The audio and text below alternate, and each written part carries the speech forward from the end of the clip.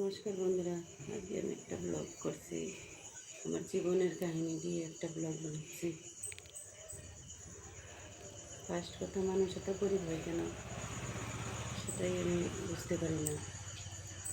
আর যত কষ্ট শুধু ভগবান আমাকেই দিয়েছে। দিন রাত মাঠে কাটতে হয়, মাঠে কাটতে পারি না তবুও যেতে হয় আমাকে। সংসার চালাতে হলে তো অনেক কিছুই করতে হয়।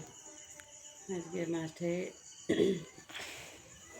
কাজ করতে গিয়ে আমার শরীরের হাল খুব খারাপ। ভিডিও টাইমলি দিতে পারছি না। দেখো, মুনিশ দিতে গিয়ে আমার হাতের অবস্থা কী হয়েছে। এখানে পুরো ঘা হয়ে গেছে, আর এই অনেকটাই ঘা হয়ে গেছে। ভাত মাখায় খেতে পারিনি।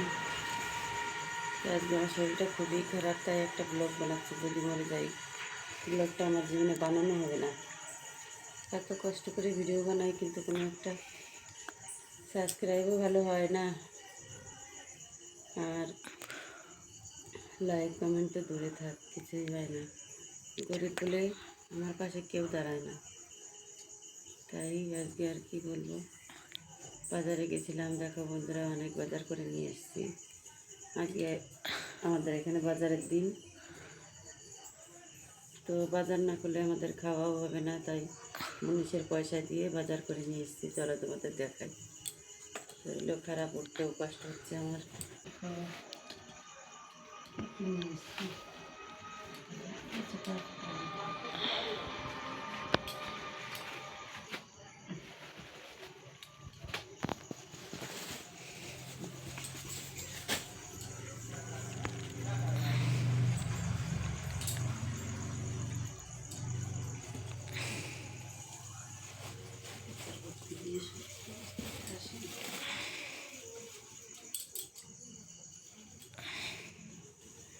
হচ্ছে আমাদের বাজার।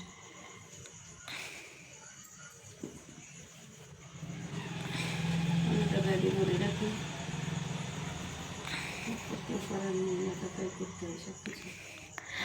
সব কিছু গুছিয়ে না রাখলে আবার রান্নার সময় আবার সব কী করতে হয়। তাই বাজারটা গুছিয়ে রাখি। মাছও এনেছি বন্ধুরা, মাছটাও ধরে রেখেছি।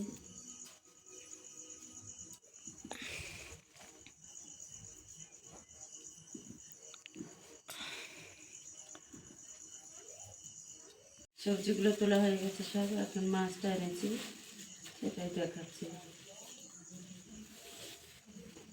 মাছটা হাতে ব্যথা, তো খুলতেও পারছি না। এইভাবে আটকাইছে লোকটা, খুলতেও কষ্ট হচ্ছে, এত হাতে যন্ত্রণা হয়েছে। হাতটায় মানে খুলতে গেলে হাতের কাটা জায়গায় খুব লাগছে।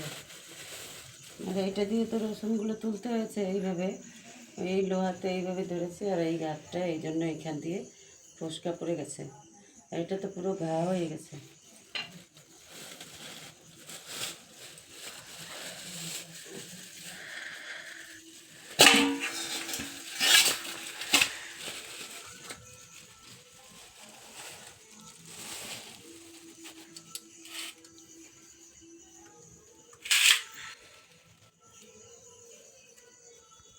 সব তুলে রেখে দিয়েছি, মাছটাও দিয়ে রেখে দিয়েছি, কালকে রান্না করব।